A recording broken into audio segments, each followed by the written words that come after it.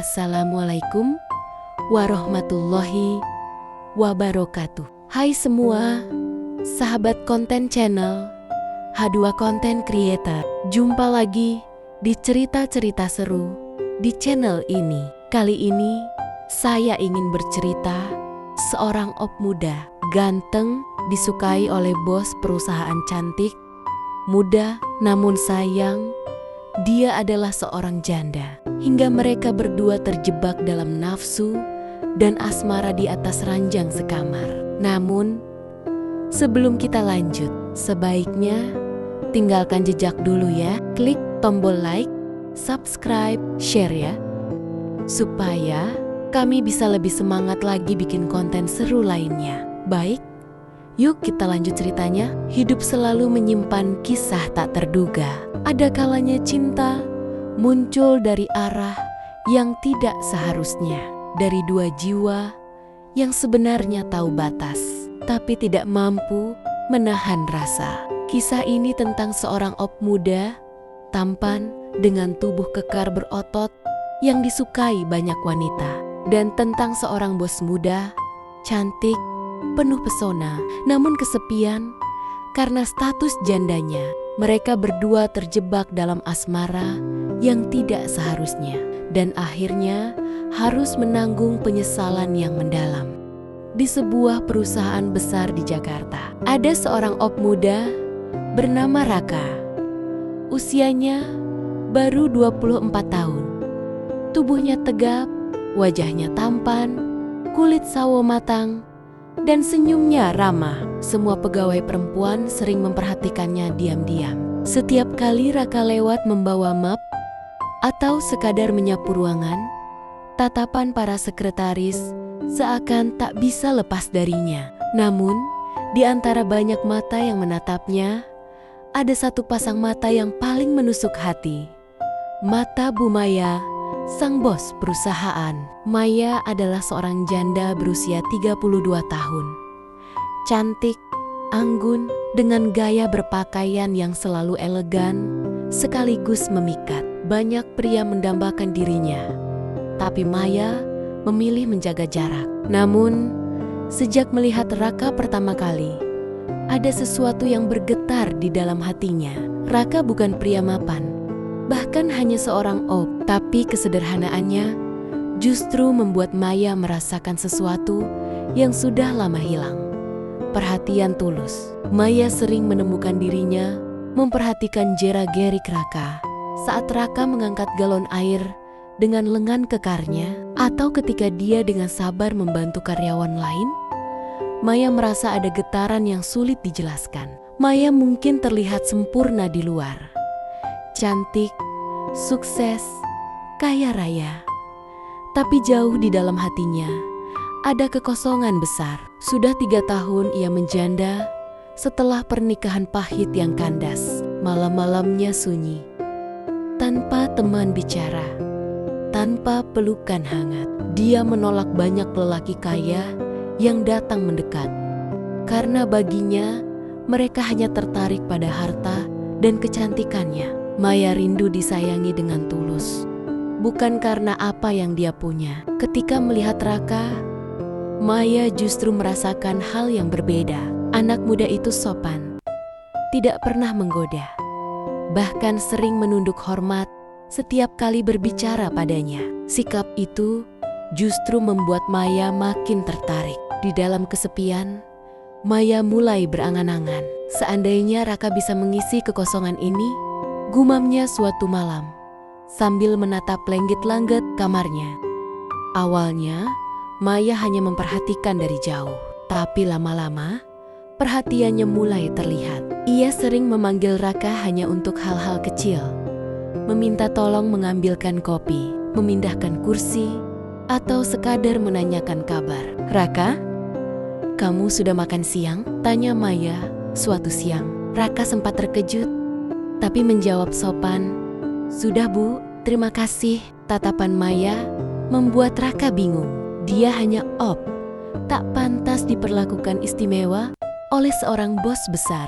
Namun, di sisi lain, ada perasaan hangat yang tumbuh diam-diam di hatinya. Kabar kedekatan Maya dan Raka mulai menjadi bahan bisik-bisik di kantor. Beberapa karyawan perempuan cemburu, sedangkan yang lain mencibir.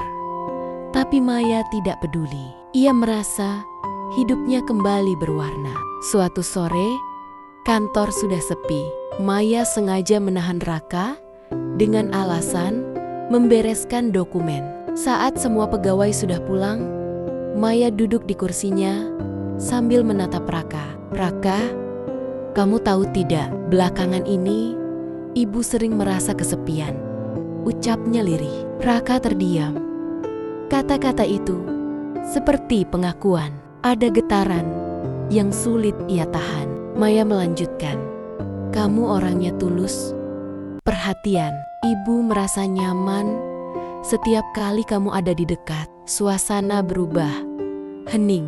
Raka tahu ada batas yang seharusnya tak boleh dilewati. Tapi ketika tatapan Maya menembus hatinya, batas itu perlahan kabur. Hari-hari berikutnya, Maya dan Raka makin dekat. Mereka sering berbicara berdua di ruang kerja. Kadang tertawa kecil, kadang hanya saling diam, tapi merasa nyaman. Maya tahu dirinya salah, tapi ia tak bisa menahan perasaan itu. Sementara Raka, di satu sisi merasa terhormat, di sisi lain juga bingung.